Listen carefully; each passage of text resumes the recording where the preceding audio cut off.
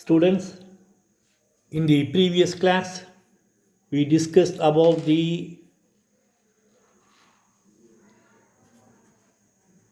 chemical shift in NMR spectroscopy.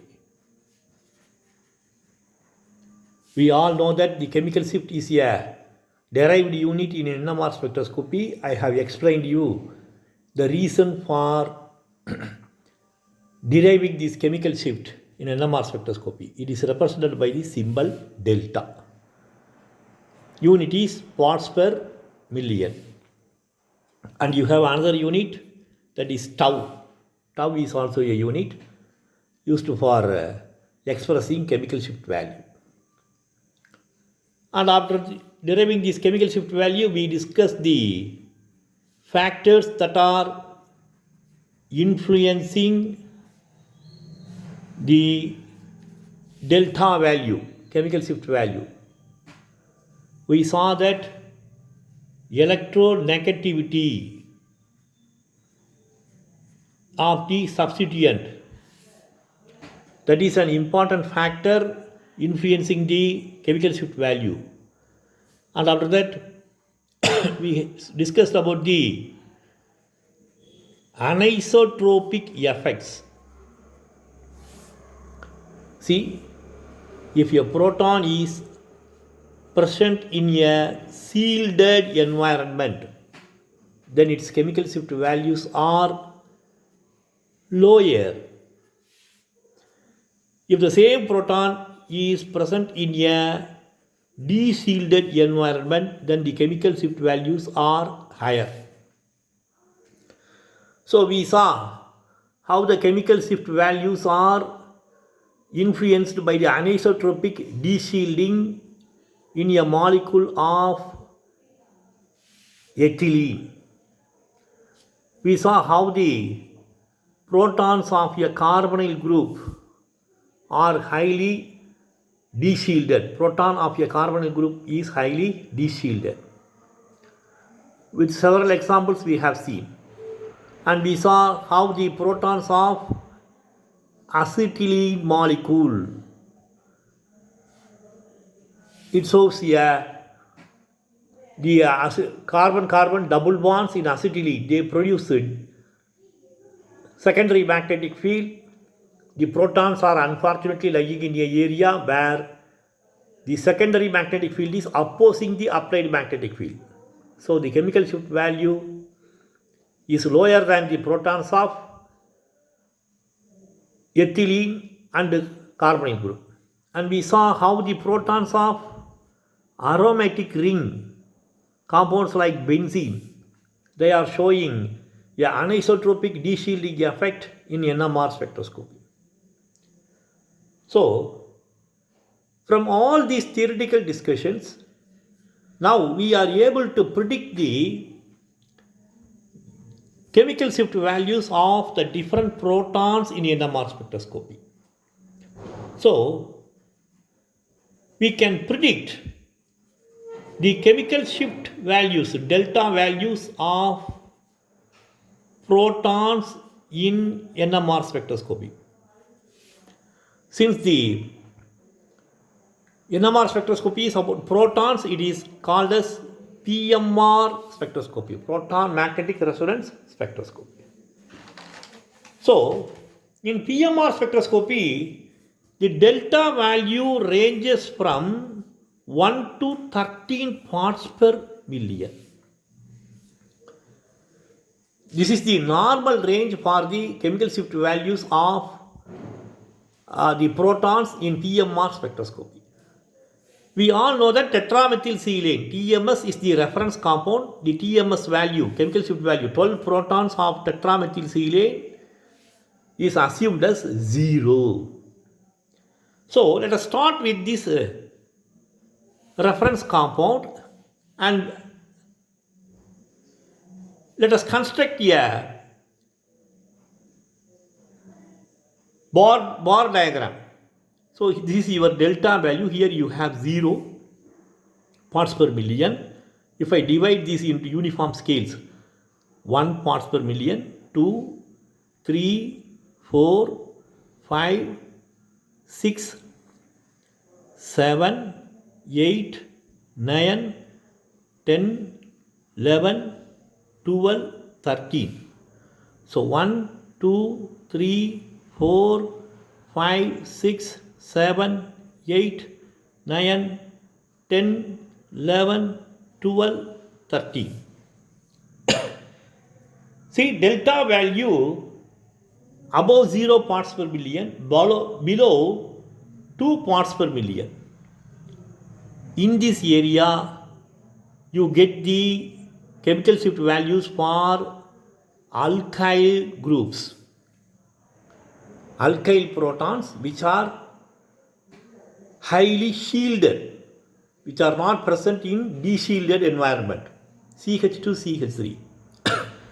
So, below 2 parts per million, we are observing the chemical shift values for the alkyl protons, methyl, ethyl protons.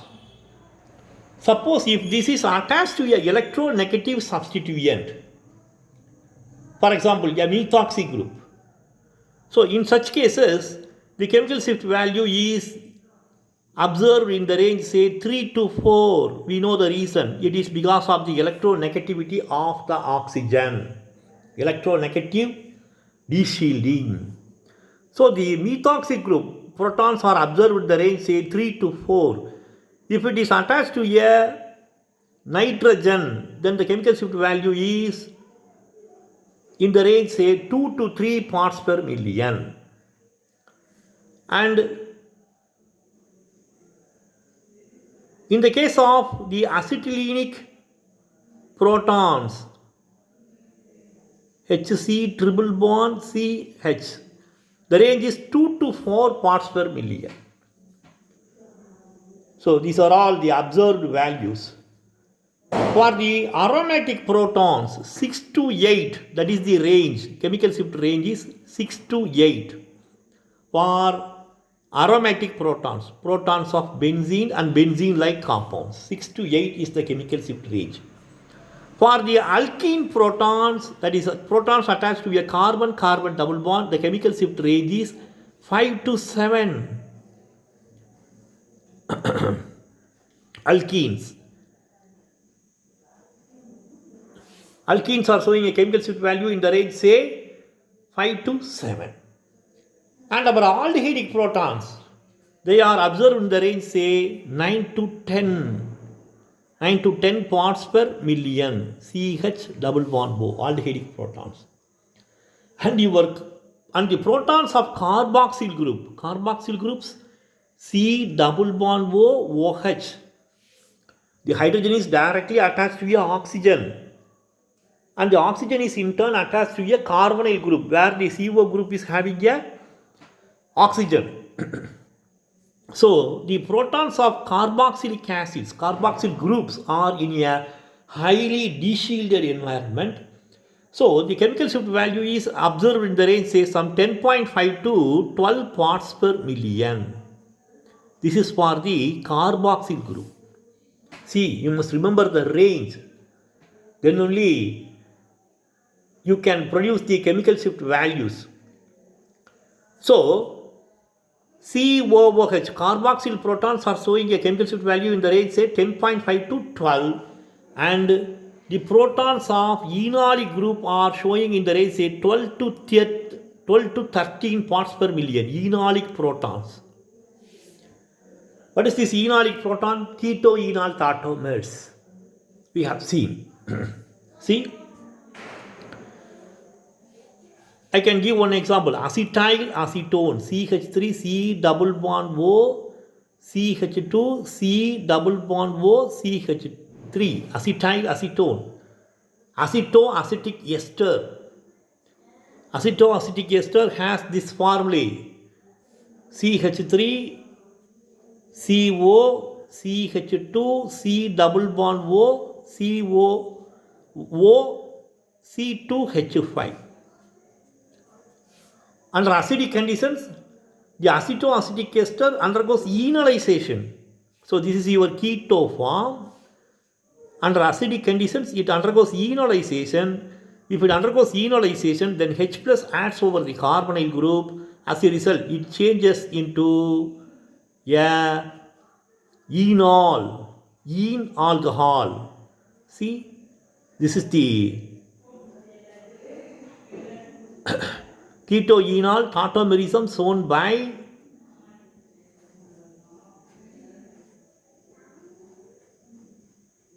acetoacetic ester.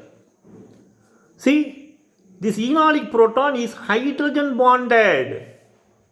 That is why the structure is a stable one, keto form, enol form. So this enolic proton, it is already attached to a oxygen. Because of the hydrogen bonding with this carbonyl group, this hydrogen is further de-shielded. So the hydrogen enolic proton is highly de-shielded. That is why the chemical shift value is the maximum. So please remember this diagram. Of course, the line is not a straight one. If you want, you can construct. If you prepare your class notes, you make a straight line and make uniform sections up to 13 and mark the areas with the help of box diagrams. Such a diagram is given in organic spectroscopy by William, applications of organic spectroscopy by William Kemp. Almost all the books are having these bar-like diagrams or bar chart. See, based on this, we are able to predict the chemical shift positions of some organic compounds. Let us try with a simple example. The first example we have to take is methyl acetate. What is the formula for methyl acetate? You write. So CH3COOCH3, methyl acetate. The protons of this carbon, they will show a higher chemical shift value than this one. The reason is this carbon is attached to a electronegative oxygen.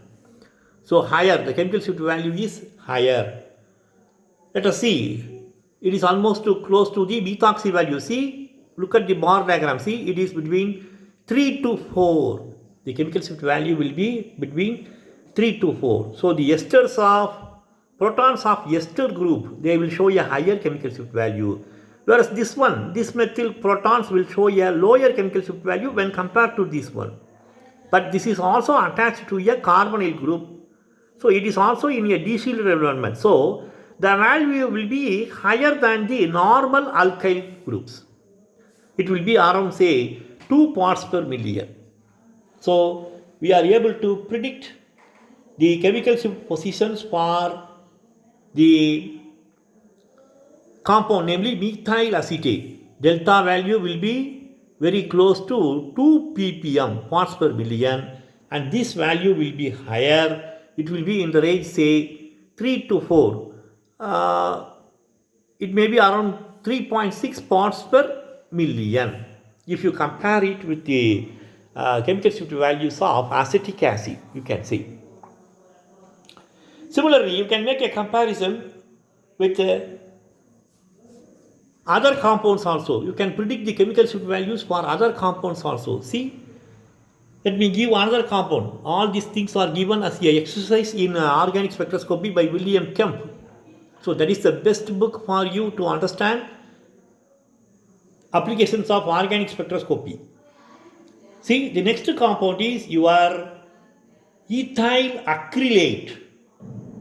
What is the formula for acrylic acid? Acrylonitrile. So acrylic acid is CH2 double bond CHCOOH. That is acrylic acid.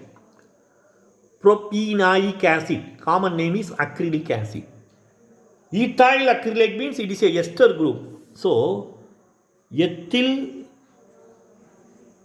acrylate. The formula is H2C double bond CH CO ethyl group CH2CH3. So we have 4 different protons. This carbon has a proton, This carbon has 2 protons, this carbon has 2 protons, this carbon has 3 protons. So, the chemical shift value for this proton will be the lowest. The reason is, this proton is not attached to any electronegative substituent or a group. It is not attached to a carbon-carbon double bond also. So, the chemical shift value will be the lowest. The chemical shift value for these protons will be higher than this one, definitely, much higher than this one. Reason is, it is attached to a electronegative substituent, oxygen. The carbon is attached to a electronegative substituent. So, these protons are present in a de-shielded environment when compared to this one. So, the chemical shift value will be higher. And coming to the ethylenic protons, this is far away from the carbonyl group, but anyhow, due to the circulation of pi electrons, anisotropic de-shielding effect will be operating. So, among the two protons, the delta value for this one will be lower, slightly lower than this one, definitely higher than these two protons. So, delta value will be higher than these two protons and lower than this proton, and for this proton the chemical shift value will be the maximum. So, in this way we are able to predict the chemical shift positions for organic compounds using this diagram. You can do it as an exercise. Let me give one more example. See, the example is 4-nitroanisole.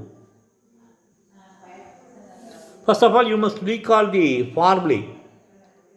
Formulae for anisole. What is anisole? Anisole has a structure like this.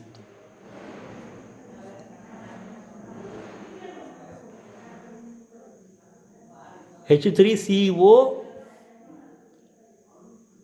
methoxy group attached to aromatically. 4-nitro. This is number 1, 2, 3, 4, 5, 6. So, here you have a nitro group. 4-nitroanisole. In all these places you have hydrogens, 4 hydrogens. So, this is the structure of 4-methylanisole. Once again, let me redraw. OCH3,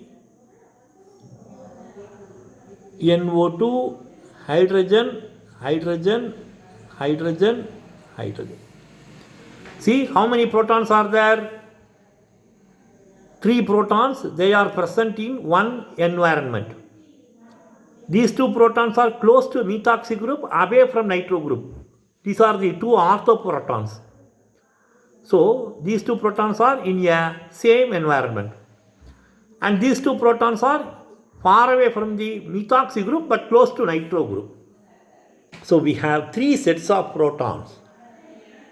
The protons of methyl group, the orthoprotons with respect to the methoxy group, and the metaprotons with respect to the methoxy group, 4-nitroanisole. So, the chemical shift values for these 2 protons will be the same, and for these 2 protons will be the same, and this proton will be different. So, it is a methoxy group. From the table we can say the chemical shift value will be, delta value will be in the range say 3 to 4 parts per million. And the aromatic group, for the aromatic group, the chemical shift values will be in the range say 6 to 8. Since these 2 protons are attached to a carbon which is close to a methoxy group, the chemical shift values for the orthoprotons will be higher than these 2 protons. So, these two protons will differ from these 2 protons in terms of their chemical shift value. So, in this way, we are able to predict the chemical shift values in proton NMR spectroscopy, since the range is 0 to 13 parts per million. So, many more examples are given. I can explain it with one more example also. See, methyl phenoxyacetate.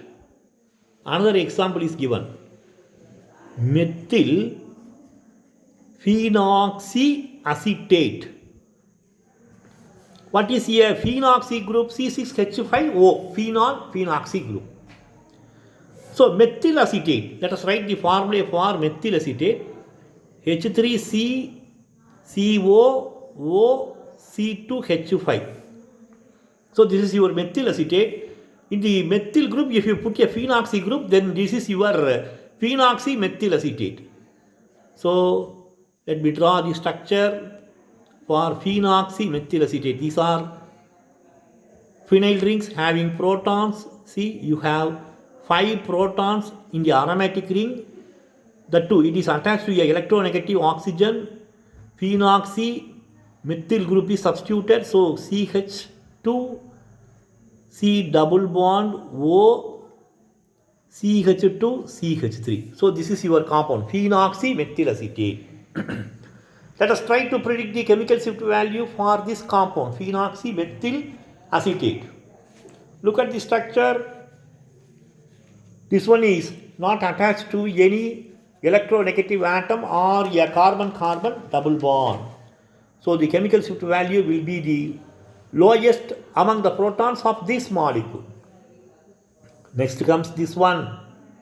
This is attached to a electronegative substituent, oxygen. The carbon is attached to a electronegative substituent. So this is present in a de-shielded environment. The chemical shift value will be in the range, say, 3 to 4 parts per million. And these protons, see, they are attached to a electronegative substituent. Further, in this side, they are attached to a carbon-oxygen double bond group.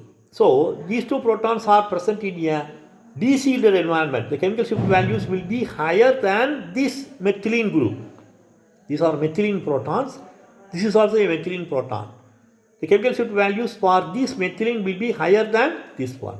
And coming to the phenyl group, see here you have the phenoxy group. You have 2 ortho hydrogens, 2 meta hydrogens and 1 para hydrogen. So the chemical shift values will be observed for these 2 ortho protons, 2 meta protons and para protons. The chemical shift value for the ortho protons will be higher than the meta protons because it is very close to the electronegative substituent oxygen. So in this way, we are able to predict the chemical shift values for the protons in PMR spectroscopy. Now, let us see an important aspect in NMR spectroscopy. See, you must know the meaning of this term, namely restricted rotation.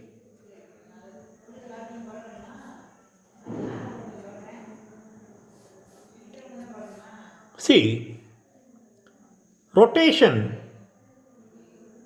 restricted rotation means this process can be easily understood by comparing it with the analogy of a ceiling fan. See, you have a ceiling fan. The ceiling fan has 3 wings and it is controlled by a regulator. Regulator has numbers, say 1 to 5. 1 to 5. As you increase the number, the fan speed will increase. At number 5, the fan speed will be the maximum. So, if you put the regulator in number 5 and if you put the switch on, then the fan will circulate. The revolution will be higher, revolution per minute, RPM. The RPM will be higher, revolution per minute will be higher. So, if you look at the fan from the bottom, it will appear in the form of a disc because of the circulation. Now, if you control the current by operating the regulator and if you bring it to number 1, then the fan will rotate very slowly. And now you can see the wings clearly. That means you are restricting the rotation of the fan by controlling the current with the help of a regulator. So this is a best life example to understand the rotation and restricting the rotation. With the help of your regulator, we are able to restrict the rotation of a ceiling fan. In a molecule like ethane or molecules like cyclohexane or any alkyl molecule, alkanes, long chain, linear, branched, whatever it may be. See, here we have a carbon-carbon sigma bond. Carbon hydrogen bonds also. Suppose if I mark A, B, C, these are the three hydrogens, A, B, C. Then the three hydrogens will change their position because of the rotation of the carbon hydrogen bonds as well as the carbon carbon sigma bond. They are all sigma bonds. They are all sigma bonds. See, the molecule is in a constant state of rotation. That is why the hydrogens will change their positions frequently. Whereas if the molecule is a olefin, an alkane, see, this is a sigma bond, whereas here you have a sigma and pi bond. Now, the positions of protons A and B, the interchange of positions of protons A and B will take place very slowly because the carbon-carbon double bond rotation is not so frequent. It may rotate, but the rotation is not so frequent like that of a carbon-carbon sigma bond or a single bond. So rotation is restricted. That is why we have the geometrical isomers. If the hydrogens are replaced by a substituent, if we have identical substituents, then if the substituents are the same side or on the same side, we have cis isomer. If they are on the opposite side, we have the trans isomer. So the formation of cis and trans isomer is due to the restricted rotation of a carbon-carbon double bond. See, such a restricted rotation also influences the chemical shift values in NMR spectroscopy in some molecules. Let us see the situation where the restricted rotation plays an important role. See, we have a classic example to understand the restricted rotations and its influence in NMR spectroscopy. It is your NN dimethyl formamide. NN dimethyl formamide. How can we write the molecular formula? It is very easy. See, first of all, you must know how to write the formula for formic acid. HC double bond O, OH, formic acid. Formaldehyde is HC double bond O, H. This is your formaldehyde. Formamide, HC double bond O, NH2. CO NH2 group is your amide group. Acetamide, CH3CO NH2, acetamide. Formamide means in the place of methyl group you have a hydrogen. So this is the formula for formamide. Students, after coming to second MSc, they struggle to write the molecular formula. They may not know how to write the molecular. That is why I teach you how to write the molecular formula for this compound. See, formamide, here you have a carbon-oxygen double bond, CH, CO group, or aldehyde group, and this is your NH2 group. Amide, CO, NH2 group. Here in the two hydrogens are replaced by methyl group. That is why it is mentioned N, N. N means nitrogen attached to substituent. The substituent is attached to the nitrogens. NN dimethyl formamide. So NN dimethyl formamide has two methyl groups attached to the nitrogen. See, If you look at the structure, then you have a proton in the formyl group. Since it is a proton of aldehyde group, its chemical shift value will be higher. It will be in the range, say, 8 to 10 parts per million. How about the protons of methyl group? We have two methyl groups. They are attached to the nitrogen. So the two methyl groups are in an identical environment. So for this one, you will get a chemical shift value. So this compound, namely NN-dimethyl formamide, will give you two signals. See, at normal conditions, that means at normal temperature, NN-dimethyl formamide shows chemical shift value, and the signals are two, one for the aldehydic proton and another one for the methyl groups attached to the nitrogen atom. We get a signal for the 6 protons. See, if the temperature is brought down, that means even at the room temperature itself, if you record the NMR spectrum for NN-dimethyl formamide at room temperature, then what happens, we get 3 signals, not 2 signals. What is the reason? How can we explain? NN-dimethyl formamide has 2 sets of protons, that means 2 different environments. They are present in 2 different environments. But the compound gives you chemical shift values for 3 sets of protons. That means we have 3 protons even at room temperature. At higher temperature only, the compound gives you 2 signals. If the temperature of the instrument or the condition under which the spectrum is recorded is below room temperature, around 25 degrees centigrade, then we get 3 signals. What is the reason? See, this is a classic example.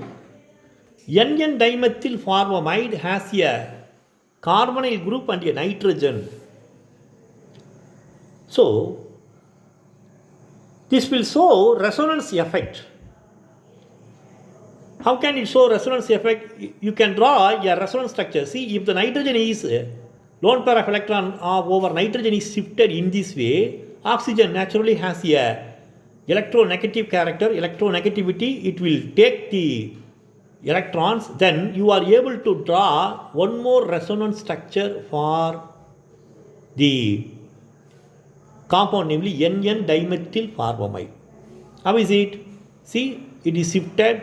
So you have a carbon-nitrogen double bond, CH3, CH3, quaternary ammonium-like structure. Lone pair is shifted. So here you have a positive charge. Nitrogen valency becomes 4. So it is just like our quaternary ammonium structure.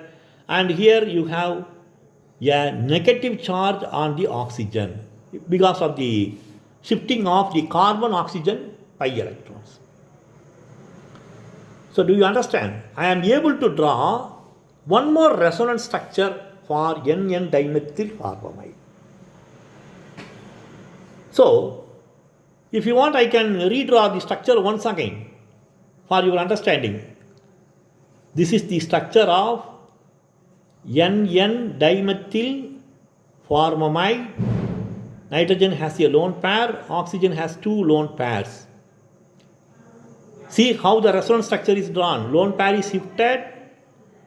These pi electrons are shifted to the oxygen. So you have a resonance structure where carbon-nitrogen double bond arises, CH3, CH3 plus, and oxygen has a negative charge. So these two are the resonance structures of NN-dimethyl formamide. This is observed at normal temperature. So what happens at normal temperature or below normal temperature? Because of this resonance stabilization, look at the structure. In structure 1, You don't have a carbon-nitrogen double bond. Carbon-nitrogen single bond only, the rotation is free. So at higher temperature, the carbon-nitrogen single bond is free to rotate. So the two methyl groups are identical with reference to the carbonyl group. Do you understand? With reference to the carbonyl group, the two methyl groups are frequently interchanged due to the rotation of carbon-nitrogen single bond. If structure 1 is dominating, this is possible at higher temperature. Whereas if the temperature is brought down, if it is room temperature or below room temperature, then what happens, this resonance structure is giving some trouble. What is the trouble? See, because of the resonance stabilization, a carbon-nitrogen double bond is formed. The carbon-nitrogen double bond is not free to rotate. It is not free to rotate because it is a double bond. Rotation of a double bond is difficult. I have given you one example. That is your ethylene carbon-carbon double bonds. How the cis and trans isomers arises due to the restricted rotation of carbon-carbon double bonds. So, see, now what happens? The carbon-nitrogen double bond cannot be freely rotated. So, as a result, this methyl group is very close to this oxygen, which is having a negative charge. So, it is present in a highly de-shielded environment when compared to this one. So, this structure will give you 3 signals, not 2 signals. This one will give you 2 signals, whereas this one will give you 3 signals at low temperature. See? So it is because of the restricted rotation of the carbon-nitrogen double bond. In structure 1, the carbon-nitrogen double bond CN bond is free to rotate. It is free to rotate. As a result, the methyl groups are frequently interchanged and the NMR instrument is seeing the average environment. So, within a specific time, it will see the average environment. So, it is called as time average environment. The word is used. Time average environment. So, as time passes, the carbon-nitrogen single bond will rotate. The two methyl groups will exchange their positions, and the average of the structure gives you only 2 signals. The two methyl groups are identical. So, you are getting 2 signals under higher temperature when NN-dimethyl formamide is recorded for its NMR spectrum. Whereas, at low temperature or at room temperature, this resonance structure predominates. The rotation of carbon-nitrogen double bond is not so free. The rotation is restricted. Okay? So, at higher temperature, the molecule gains some energy, whether it is existing in this structure or in this structure, an average of these two. The rotation of carbon-nitrogen bond, I don't want to say whether it is a single bond or double bond, or because we can draw the resonance structures. So, the carbon-nitrogen bond is freely rotating at higher temperature because the molecule gains energy at higher temperature. The high temperature environment gives the energy to the molecule to rotate. Whereas at low temperature or room temperature, the molecule is not gaining that much energy. So, the carbon-nitrogen bond is not free to rotate. So, this is the rotation is restricted, and as a result, the chemical shift values are differing for the two methyl groups. So we get 3 signals. So this is one classic example of influence of restricted rotation in NMR spectroscopy or in PMR spectroscopy. So you may find questions With this example, they may ask you, if you record the NMR spectrum for NN dimethyl formamide, at high temperature you are getting two signals for the protons of NN dimethyl formamide. Whereas the same compound will give you three signals if the temperature is brought down to room temperature or below room temperature. What is the reason? So the explanation should be given based on the influence of restricted rotation. NN dimethyl formamide is having a carbon-nitrogen single bond. The carbon-nitrogen single bond is free to rotate at high temperature. Whereas we are able to draw the resonance structure also. In the resonance structure, the carbon-nitrogen bond is having a double bond character. So because of that, the rotation is little bit difficult. The carbon-nitrogen bond rotation is little bit difficult because of this resonance structure. So if you bring down the temperature, the molecule will not gain energy for the rotation. As a result, the rotation around the carbon-nitrogen bond is restricted. So the two methyl groups will differ in their environment. One methyl group is desealed as it is very close to the oxygen, just like our cis and trans isomers. One methyl group is close to the oxygen and another methyl group is far away from the oxygen.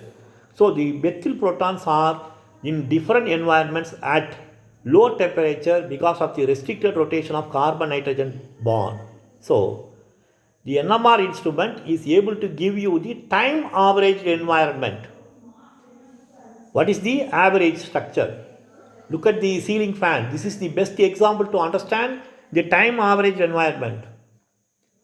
If the ceiling fan is put on number 1, then you will see the wings clearly because the movement is very slow. You can see the wings clearly. Suppose if it is on number 5, then the wings will appear in the form of a plate because they are in a continuous state of circulation. It will appear that a disk is rotating because the rotation is frequent. That is the time average environment for our eyes. So just like our eyes, the NMR instrument is also observing the position of the protons, the environment of the protons, whether the protons are shielded or deshielded. If the two protons are chemically identical, but environmentally they are different. The two protons, they are chemically identical, but they are present in the environment. Stereochemically, they are present in a different environment. One methyl group is close to the oxygen through space. So as a result, because of the influence of restricted rotation, at low temperature or at room temperature, the protons of the methyl groups for NN dimethyl formamide, they differ in their chemical shift value. See, the time average environment and the influence of restricted rotation is observed in various compounds also. For example, let us consider 1,2-disubstituted ethanes, 1,2-dibromoethane, BrCH2CH2Br. So in our stereochemistry, we have studied about the rotational isomers of 1,2-dibromoethane. We are giving the Newman's projection, stereochemical projections. Newman's projection. See, according to the Newman's projection, let me represent it. We have the eclipsed conformation, staggered conformation. Okay. I am drawing the conformations for 1,2-dibromoethane. These are the conformations for 1,2-dibromoethane. See, the first one is this one.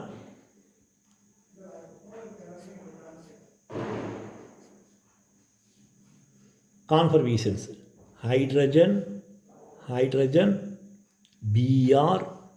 Here I put hydrogen, Br, hydrogen.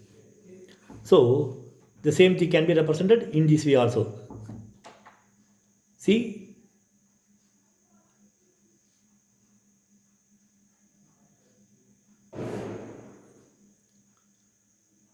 I can draw if the carbon-carbon single bond, sigma bond is rotated, then we have this is the eclipsed conformation, and this changes into the staggered conformation. See, because of the carbon-carbon rotation, this is the staggered conformation. The eclipsed conformation changes into staggered conformation. Between eclipsed and staggered conformation, we have another conformation. Now, that is not a problem in NMR spectroscopy. So, let us identify these protons. So, if the carbon-carbon sigma bond rotates, then what happens? The bromine will go to this place, the hydrogen will come to this place. I can draw one more structure. So, this is your fixed part.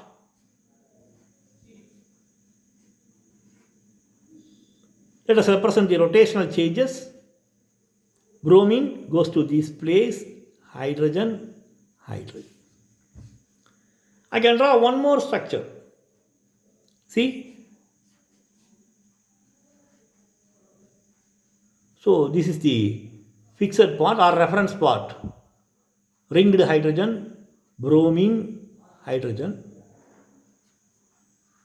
Because of the rotation, one more rotation, bromine will come to this place. Bromine, hydrogen goes here, here, here. So look at the ringed protons. In structure 1, structure 2, structure 3. Here, structure 1, the circled proton or ringed proton is very close to a hydrogen and bromine.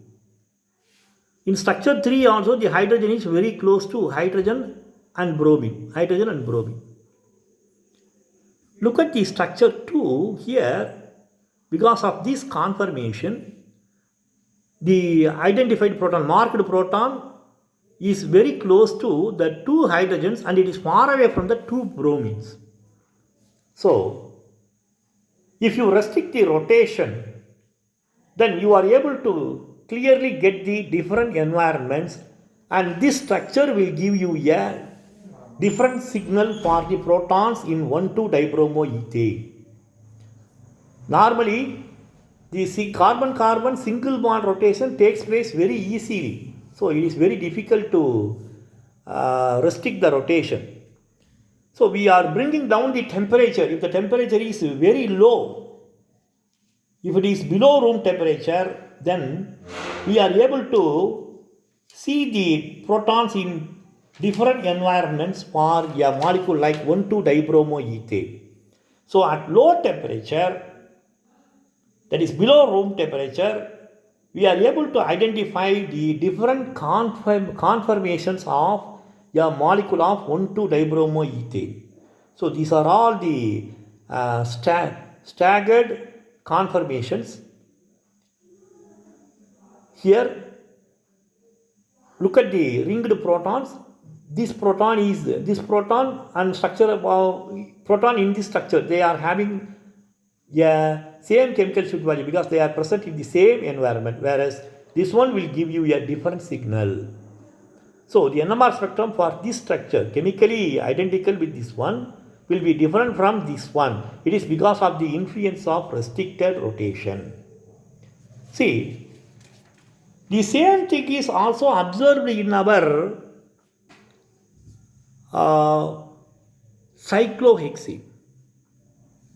Conformational problem is also existing in cyclohexanes. How do we represent the structures for cyclohexane? In the chair form and the boat form. See, let me draw the chair structure for cyclohexane. So, this is our axial hydrogen, this is our equatorial hydrogen. See, If I rotate any one of the carbon, this is a sigma bond, this is a sigma bond, this is a sigma bond, whatever it may be, if you rotate any one of the carbon sigma bonds, then ring flipping occurs. Ring flipping occurs. So, this one changes into the other conformation. What is the other conformation? If carbon sigma bond is rotated, then this is the structure. Here the axial hydrogen, it will become the equatorial hydrogen, and the equatorial hydrogen will become the axial hydrogen. See, under normal temperature, you cannot distinguish between the axial and equatorial hydrogens of cyclohexane. Cyclohexane will show you only one chemical shift value for all the 12 protons. We have 6 carbons, each carbon has 12 protons. So cyclohexane has 12 protons, and all the 12 protons will have the same chemical shift value at normal temperature, because the ring flipping is not restricted. The rotation of the carbon sigma bond takes place frequently at higher temperature. So the axial protons change to the equatorial protons. Already we have seen the de-shielding due to the carbon sigma bond also. Anisotropic shielding and de-shielding effect also. Van der Waals effect we have seen.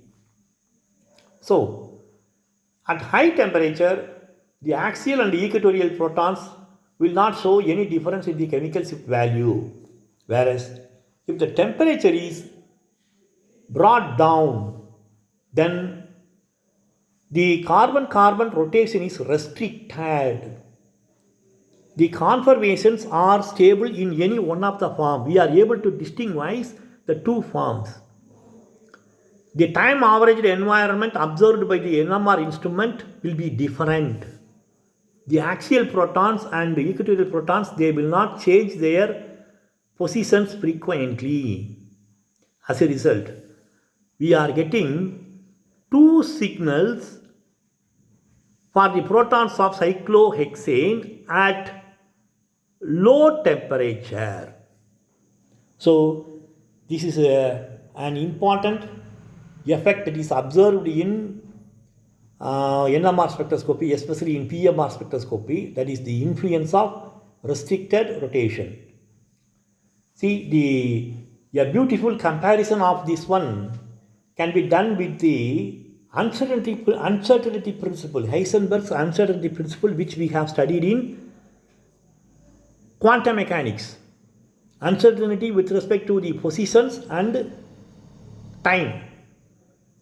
So, recall the uncertainty principle, and the uncertainty principle can be related here also. Here, instead of the time we have in NMR spectroscopy, so the another parameter is your frequency. Instead of position, here we have frequency. The position of protons is fixed by frequency. So, we can say the uncertainty principle can be modified, and the uncertainty principle is applied here also. Delta T, delta nu is 1 by 2 pi. So, this is all because of the influence of the restricted rotations. Now, let us see the different solvents used in NMR spectroscopy. See, the solvents are also organic compounds. The tetramethylsilates should be soluble, and organic compounds should be soluble. So, the solvents are also organic compounds. They are all volatile liquids. We have a problem. The organic compounds, all of them have hydrogen. So, hydrogen-free organic compounds are chosen as the solvents in some cases. For example, CCl4, carbon tetrachloride, is used as a solvent in NMR spectroscopy. Carbon disulfide can be used as a solvent in NMR spectroscopy. So, CCl4, carbon tetrachloride, carbon disulfide can be used as a solvent in NMR spectroscopy because they don't contain any proton. So the solvent signal will not appear in the spectrum of the organic compound. But some of the compounds are insoluble in carbon tetrachloride and carbon disulfide. In such cases, we have to use other organic compounds, organic liquids, solvents. But those solvents, definitely, they will have protons.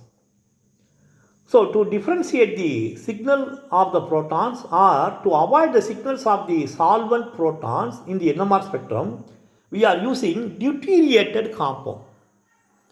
For example, chloroform can be used as a solvent, CHCl3. But this proton will give you a signal. To avoid the signal, the chloroform is converted into deuterated chloroform, CdCl3. So deuterated chloroform is used as a solvent. Deuterio chloroform.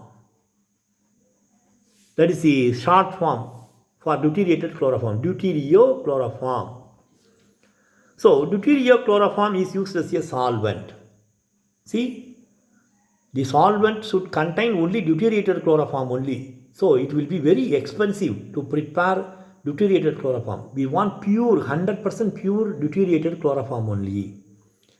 Similarly, we have deuterated benzene.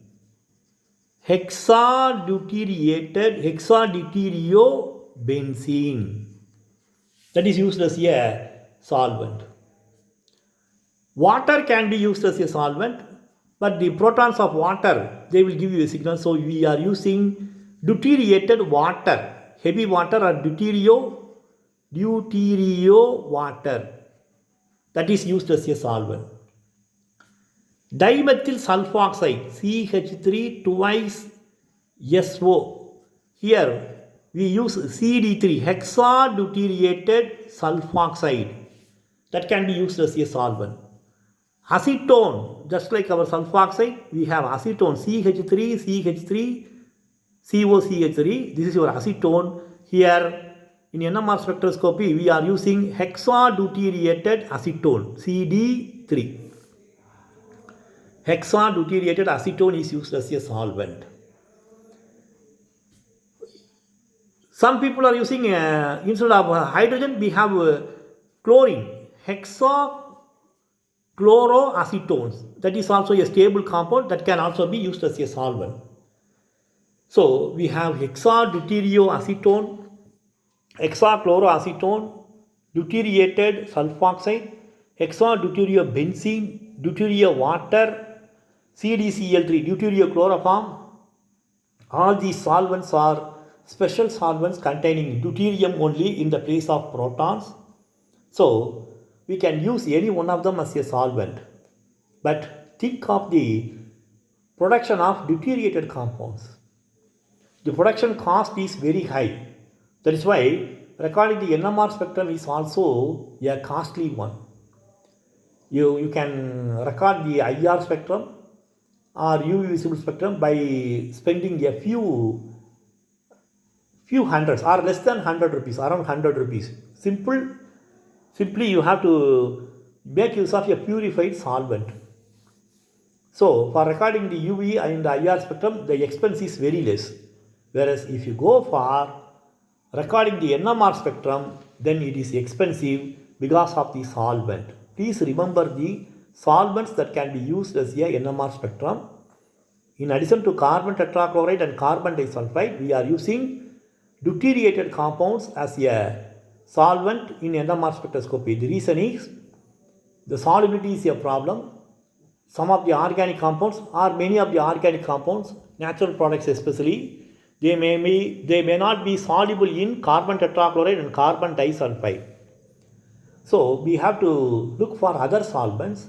The solvent signal will interfere in the NMR spectrum. To avoid this one, we are using hexadeuteriated compounds like hexadeuterio sulfoxide, hexadeuterio acetone, hexadeuterio benzene, deuterio chloroform, hexachloroacetone. So these are all some of the common solvents. So with this, I complete today's class.